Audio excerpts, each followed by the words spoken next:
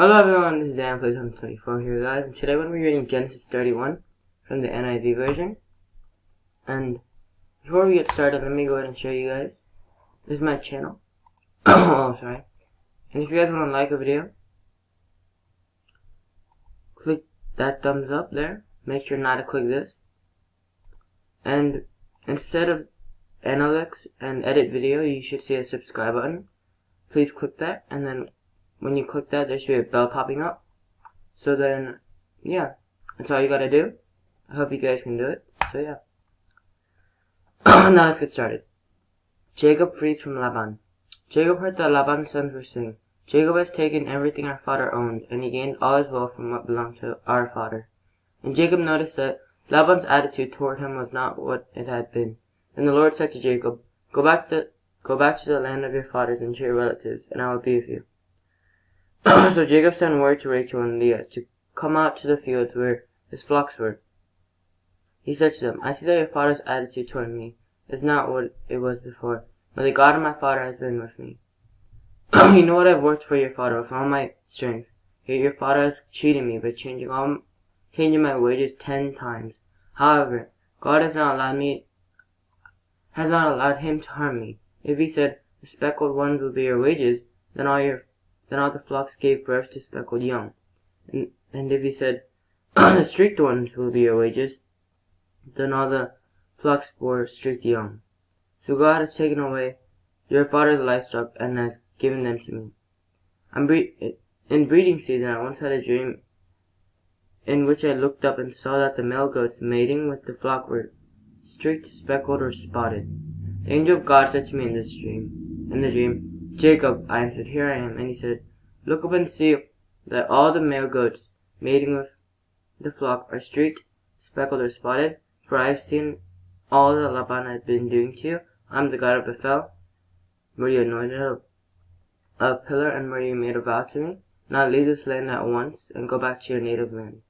Then Rachel and Leah replied, 'Do we still have any share in the inheritance of our father's estate?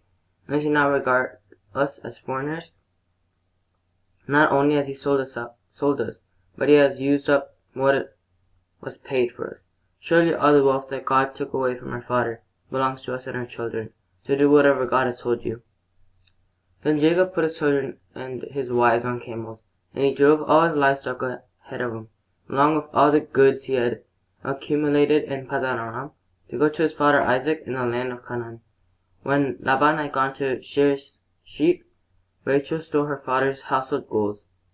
Moreover, Jacob deceived Laban the Aram by not telling him he was running away. So he fled with all he had, crossed the Euphrates River, and headed for the hill country of Gilead. Sorry guys if I mispronounced any names. But anyway, yeah. Laban pursues Jacob. On the third day, Laban was told that Jacob had fled. Taking his relatives with him, he pursued Jacob for 7 days and caught up with him in the hill country of Gilead. Then God came to Laban the Aramean in a dream at night and said to him, 'Be careful not to say anything to Jacob, either good or bad.' Jacob had pitched his tent in the hill country of Gilead when Laban overtook him, and Laban and his relatives camped there too.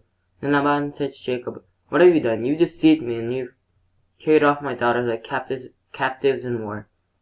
Why did you run off secretly and deceive me? Why didn't you tell me so I could send you away with joy and singing to the music of timbrels and harps? You didn't even let me kiss my grandchildren and my daughters goodbye. You have done a foolish thing. I have the power to harm you. But last night, the God of your father said to me, 'Be careful not to say anything to Jacob, either good or bad.' Now you have gone off because you long to return to your father's household.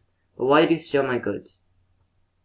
Jacob answered Laban, 'I was afraid because I thought you would take your daughters away from me by force. But if you find anyone who has your gods, that person shall not live. In the presence of your relatives, see for yourself whether there is anything of your share with me, and if so, take it.' Now Jacob did not know that Rachel had stolen the gods.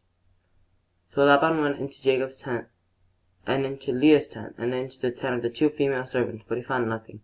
After he came out of Leah's tent, he entered Rachel's tent. Now Rachel had taken the household gods and put them inside her camel's saddle and was sitting on them. Laban searched through everything in the tent but found nothing. Rachel said to her father, "Don't be angry, my lord, that I cannot stand up in your presence. I'm having my period." So he searched but could not find the household gods. Jacob was angry and took Laban's task. "What is my crime?" he asked Laban. "Now have I wronged you, that you hunt me down? Now that you have searched through all my goods, what have you found that belongs to your household? Put it here in front of your relatives and mine, and let them judge between the two of us. I have been with you for 20 years now. Your sheep and goats have not miscarried, nor have I eaten rams from your flocks. I did not bring you animals torn by wild beasts. I bore the loss myself. And you demanded payment from me for whatever was stolen by day or night. This was my situation. The heat consumed me in the daytime and the cold at night, and sleep fled from my eyes. It was like this for the 20 years I was in your household. I worked for you 14 years for your 2 daughters, and 6 years for your flocks. And you changed my wages 10 times. The God of my father, the God of Abraham, and the fear of Isaac, had not been with me, you would surely have sent me away empty-handed. But God has seen my hardship and the toil of my hands, and last night he rebuked you." Laban answered Jacob, "The women are my daughters, the children are my children, and the flocks are my flocks. All you see is mine. Yet what can I do today about these daughters of mine, or about the children they have borne? Come now, let's make a covenant, you and I, and let it serve as a witness between us." So Jacob took a stone and set it up as a pillar. He said to his relatives, "Gather some stones." So they took stones and piled them in a heap, and they ate there by the heap. Laban called it Jegar Sahud, and Jacob called it Gilead. Laban said, "This heap is a witness between you and me today." That is why it was called Gilead. It was also called Mizpah. Because he said, "May the Lord keep watch between you and me when we are away from each other. If you mistreat my daughters, or if you take any wives beside my daughters, even though no one is with us, remember that God is a witness between you and me." Laban also said to Jacob, "Here's the heap, and here's the pillar I set up between you and me. This heap is a witness, and this pillar is a witness, that I will not go past this heap to your side to harm you, and that you will not go past this heap and pillar to my side to harm me. May the God of Abraham and the God of Nahor, the God of their father, judge between us." So Jacob took an oath in the name of the fear of his father Isaac. He offered a sacrifice there in the hill country, and invited his relatives to a meal. After they had eaten, they spent the night there. Early the next morning, Laban kissed his grandchildren and his daughters and blessed them. Then he left and returned home. Thank you guys for watching. I hope you guys enjoyed. I would say that that's a pretty long chapter. Or book. Not a chapter. I hope that you guys enjoyed. Yeah. Make sure that you guys hit the like button and then subscribe and then click the little bell to be notified whenever I post. I hope you guys enjoyed. Bye.